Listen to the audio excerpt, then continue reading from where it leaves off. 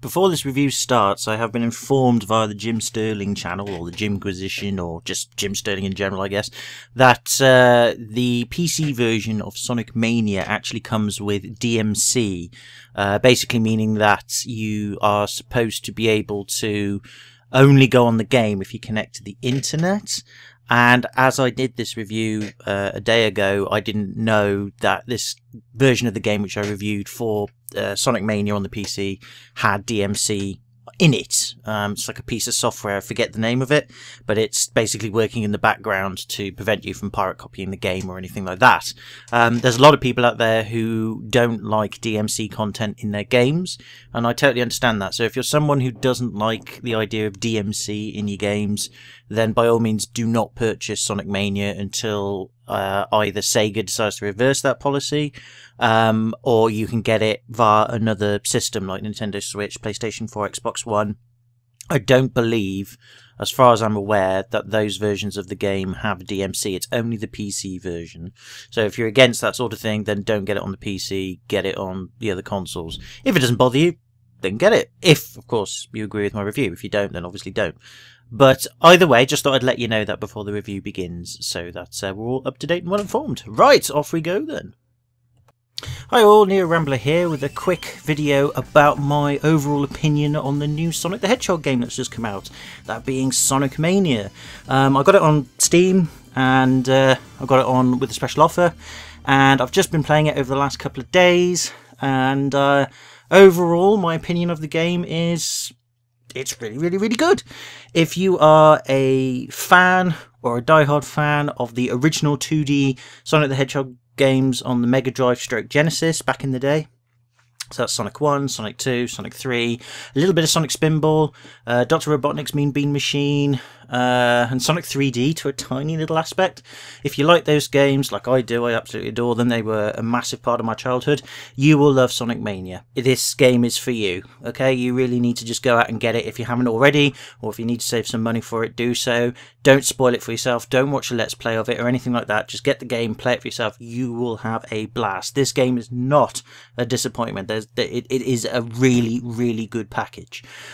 So that's the first thing I want to say off the bat. I'm not going to spoil anything in this video, and I'm going to try and keep this video to a quick length, just because I just want to give my overall thoughts and opinions without spoiling anything.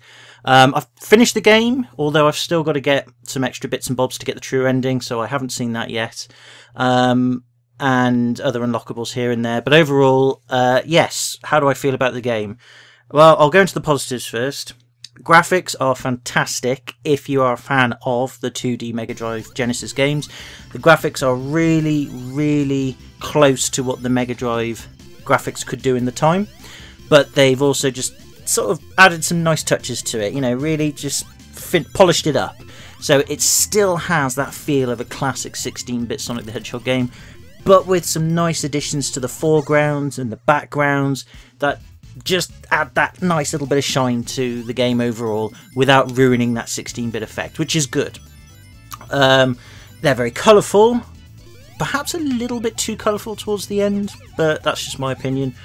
But overall, it's a blast. They're not horrible. They're lovely. The graphics are a joy to experience. They're a joy to look at. Never once did I feel that the graphics are lackluster or a bit crap. No, they are very good and sometimes excellent. That's a good start. And again, I love the fact that you could tell the developers have really paid attention to keeping it as true to the 16-bit Mega Drive as possible. And of course the Sega CD or the Mega CD for Sonic CD. You know, some graphical tricks have been borrowed from Sonic CD just to, you know, liven up the gameplay a bit, which is fine. So that's good. The level design, again, for the most part, is brilliant. This game really does feel and play like Sonic the Hedgehog 3 and Knuckles and Sonic the Hedgehog 2. It's like they've sort of combined both games together to give like a lovely Sonic the Hedgehog 2 enhanced gameplay feel with touches from Sonic 3 and Sonic and Knuckles. It's fast, it's pacey, it doesn't get in your way. There are some hurdles to overcome, but they're in good places where you don't feel like the pace of the game is being let down. Unlike, say, in Sonic CD, which I personally don't like very much, I thought the level design in Sonic CD was extremely clunky, and it was very hard to go fast in Sonic CD compared to, say, Sonic 2 and Sonic 3. Sonic 1 was similar as well. In that Sonic 1 you can always go fast in it, but you could go faster in it than you could do in Sonic CD. This game doesn't do the Sonic CD and make the level designs all over the place to show off the power of CD and all that. I mean, it obviously doesn't need to, because CD is kind of redundant now for game technology, that is. But they're big levels, very big levels. Each level will average about between 2 to 5 minutes, depending on how much you want to explore. There is a ton of content to explore in the levels. That's not obtrusive or intrusive. It's just there for you to explore and adds to the replayability. But the ultimate thing about the level design is you can go fast. You can whiz over anything you want as Sonic and feel like Sonic the Hedgehog of the old days. It's great. So level design is fantastic. That being said, however, a lot of the levels are just sort of reimaginings or remasterings of original levels from Sonic 1, Sonic 2, a little bit of Sonic 3 and Knuckles, and I think one of Sonic CD as well. A lot of the levels are not original level designs of today. They are remixes of old ones. And when I say remixes and reimaginings, I mean some of the level designs you will recognise instantly from those 2D Mega Drive Genesis games of the day, but they've added more to it, or they've even twisted the layout. So you could start a level that you'll recognise and you'll go, oh yeah, I know this level, yeah, well, this will be Ascension, and all of a sudden it just transforms into something else, still within the theme of the level, like Emerald Hill Zone or Green Hill Zone and that sort of thing. But it feels fresh, and it's actually really, really good. And they have thrown in some original levels of their own. I think there's about 4 altogether, 4 original levels, and those are good as well. I would have liked to have seen more original level designs. But that being said, considering the history of Sonic development so far since the Mega Drive days, I can understand why they've stuck to remixing some of the old ones and keeping the original ones in there, or elements of the original levels in there, instead of just making it completely original. I get it. It's just kind of like, to me, it feels like the developers are touching base and sort of paying a homage to those 2D games with original levels from those games borrowed and put in this one. But at the same time, not afraid to expand on them or add extra layers to it, including background graphics and stuff like that. And it works. It works really well. But the original level designs that are there, the original levels that you do come across, I think there's about 4, then maybe 3. Maybe one of them was in a previous game like Sonic CD, which I didn't get very far in because I hated it. It's 3 or 4 original levels in there. They're good. They're very, very good. In fact, my favourite level of the game is level 3, which is an original level. Thumbs up. Really good stuff. So the developers have got the ability to make original levels that feel and look like level designs that could have been made back in the day of the Mega Drive and the Genesis. Thumbs up for that. So that's good. There are special stages in the game. The special stages aren't original again. You've got 2 kinds. You've got the Blue Sphere special stages from Sonic 3 and Sonic & Knuckles. You get those from checkpoints. You know, there's like star checkpoints that Sonic rushes across and they go doo-doo, and then like stars go across them if you've got so many rings, and then you jump into the star ring and then you get something. Those are the special stages for those, and some of them again are borrowed from Sonic 3 and Sonic & Knuckles. Occasionally with a slight change in the layout of the blue spheres, but for the most part they're pretty much copied. And then there's a ton of original ones in there. I don't know if they developed them themselves or whether they borrowed it from the Blue Sphere minigame you could play back in the day. I can't remember how it worked. You had to put in the Sonic and Knuckles cartridge with the top bit on top of it, the lock-on effect of the cartridge into the Mega Drive, and then you put in an incompatible game, and then you press something and you can play Blue Sphere games, and they kind of like randomise them, which is really cool. I don't know if they're like randomised levels from that and they've just borrowed them, or whether they developed them themselves. Kind of feels like they developed them themselves. I don't know. But either way, there's some original ones there, and they're tricky. You know, some of them are easy, some of them are hard, but they're fun. And it's worth doing. I won't spoil it as to why they're worth doing or what you get out of them. But they're worth doing, and they're fun. The other special stages that you get by jumping into big gold rings from like Sonic 3 and Sonic & Knuckles, and like Sonic 1, if you've got 50 or more rings and you get to the end and you jump into the gold ring floating in the air. They're special stages from Sonic CD in terms of the similar graphic style and everything, so it's like that 3D, little Pseudo 3D Mode 7 type style. But I don't think they're exactly the same special stages from Sonic CD. They've changed them up, and they're a new premise, but they borrow the graphics and feel of the Sonic CD special stages, and they're fun as well. A little bit tricky to navigate at first if you haven't played Sonic CD that much or got used to those special stages, but once you get used to it, they're all right. They're fun. And again, bit of graphical stars from Sonic CD. Yeah, they're fine. They're absolutely fine. So, top notch for that. What else is there? Bosses. boss designs. Some people have sort of said in this game the boss designs can be good to lazy, or a bit unimaginative. For me, they seem to have borrowed the boss styles from Sonic CD. And I didn't like Sonic CD that much. I didn't really like the Sonic CD bosses. But what they've done is they've sort of borrowed that aspect from Sonic CD and then padded them out to make them feel like bosses from Sonic 2 and Sonic 3. And most bosses in the game are original bosses. I think there's only a handful that are sort of remixes of old bosses. But again, they're good. I feel the bosses in this game overall are good. I generally didn't have a problem with any of them at all. There's only one boss fight that I think is pretty lazy. I won't spoil it for you. You'll find out for yourself which one that is if you play the game. But again, it wasn't really that bad because I kind of felt like for that particular boss fight it was like a homage to Sonic 3, Sonic and Knuckles, the first boss fight in Sonic and Knuckles. What's nice about it in this game though is each level has 2 acts to it. There are 12 levels altogether, makes 24 plus an extra one at the end if you get all the emeralds, I think. And each act has a boss, so there's actually 24 bosses as opposed to 12. So you get like at the end of Act 1 you get like a mid-level boss, at the end of Act 2 you get a boss, usually with Dr. Robotnik or somebody else. And yeah, I thought the bosses for the most part were actually fun. They were fun, I liked working out what to do, and they were quite satisfying. The only criticism I really do have about the bosses is the last one is a little bit lackluster. But then having said that, it's not as lackluster as the final boss fight from Sonic 1 or the final boss fight from Sonic 3. It's a bit better than that, but it's not as good as the last boss fight from, say, Sonic 2 or Sonic and Knuckles. I thought those boss fights were a bit more epic. This one isn't quite as epic feeling as those. It's a mixed bag, but it's not a bad boss. It's got some good elements. It's tough. It is difficult, and some of these bosses can be quite difficult when you first come across them, so I like that. But overall, I thought they were fine. Absolutely fine. I just thought, yeah, the worst one is okay. The best ones are good. I liked them. Very imaginative, very funky. You can play as Sonic in this game, and Sonic and Tails. You can also play as Tails on his own, and Knuckles as well. That's lovely. But there's a special unlock you can do where you can play the game as Sonic with Knuckles, instead of, say, Sonic with Tails, or Tails with Knuckles, or even Knuckles with Knuckles as a laugh. I won't tell you how to do that. Obviously, you'll have to play the game to find out, but there is a mode that will let you do that. You do have to unlock it, but it is fun. There are other unlockables as well in the game that sort of add a bit more feel to Sonic's character from, say, Sonic 2, Sonic 3, Sonic CD, etc. And there are some extra modes. There's the main story mode, there's a competition mode, there's a time attack mode.